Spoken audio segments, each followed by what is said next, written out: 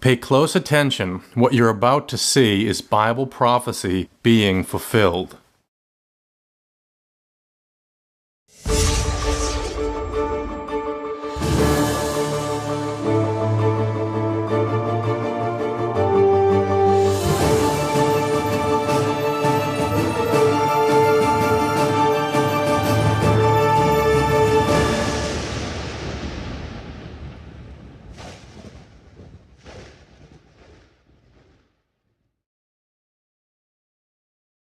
Welcome to YPN News, bringing you news as it relates to Bible prophecy and foretold by Yeshua Hawkins. Katan, interesting articles this week exposing the corruption coming forth from the Vatican.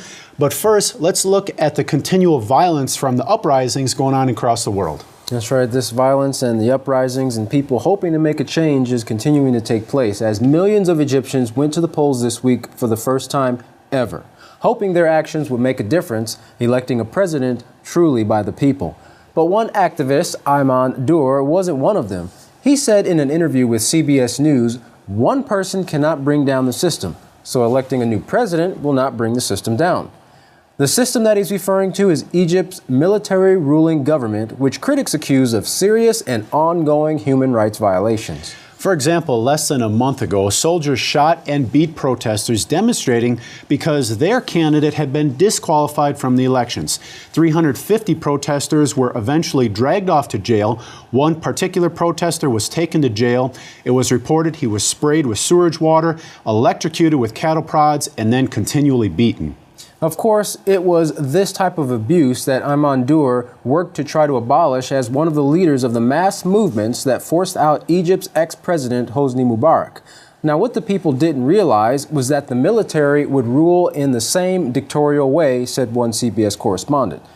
Ayman Dur said, "We're still being beaten, arrested, and being put on military trials. These actions have made Ayman stay away from the polls until a military is brought under civilian control."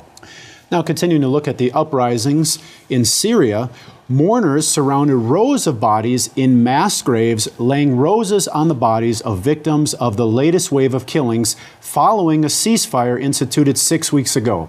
Activists said Syrian forces bombarded the city Mula near Homs yesterday, killing another 96 people. Video posted on YouTube graphically showed young victims laying side by side. UN monitors who were sent to investigate confirmed that among the dead were 32 children under 10 years of age. Wow. UNSMIS Chief General Robert Mood stated that the attack was unacceptable on the aspirations and future of the civilian people. The Syrian government blamed the massacre on armed terrorist groups. The massacre sparked angry demonstrations on the streets of Damascus and elsewhere. Syria has seen a spike in violence despite a truce declared on April 12th.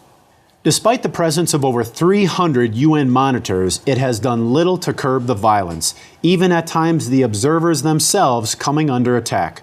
At least 9,000 people have been killed in the 15-month uprising. Even the UN officials admit to having trouble keeping track with the killings, let alone being able to do anything about them. That's amazing. Well, we move a little bit farther north to Rome, where more mystery is coming from the Vatican this week as papal butler Paolo Gabriele is accused of illegal possession of secret papal documents. Just a few days ago, the Pope's personal butler was serving Pope Benedict his meal and helping him dress in the morning. Now, he's being held in detention in the Vatican. In a scandal quickly dubbed VatiLeaks, confidential documents alleging cronyism, mismanagement, and corruption in the Vatican, along with personal letters to the Pope and evidence of problems in the Vatican Bank, began appearing in the Italian media in January. Gianluigi Nuzzi, the Italian journalist who has published many of the leaks, including a recent book detailing Vatican corruption, said none of his sources have been paid, and he declined to name them. As the highest-ranking non-clergyman in the papal household, the butler is privy to the most intimate corners of the papal apartment. Now, in his personal home, police found hundreds of confidential documents, which he's accused of passing to the media. If convicted of stealing the documents, Gabriella faces up to 30 years in jail. Many Vatican watchers are already questioning why a man described as deeply religious who had served quietly and faithfully would risk his career and the privileged position his family enjoyed as residents of Vatican City. George Weigel, a Vatican analyst, said, "Everyone who has known this young man, including me, is stunned by this. This is a pious, quiet young man who has worked in the Holy See for 15 years. Some are also asking if Gabriella is being used as a scapegoat. There may be a clue in the documents that have been released because not only do they show alleged financial corruption at the Vatican, but many are also aimed at discrediting its Secretary of State. Cardinal Tarcisio Bertone is the Pope's number 2. Many believe the leaks are part of a wider power struggle at the heart of the Catholic Church. How wide the leaks go is still being investigated." Now, the butler may have done it, but the more enticing mystery is whether or not he acted alone.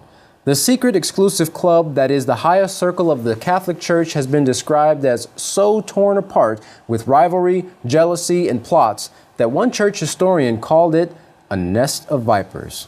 Wow. Just like the Savior said, "O brood of vipers." Very well spoken.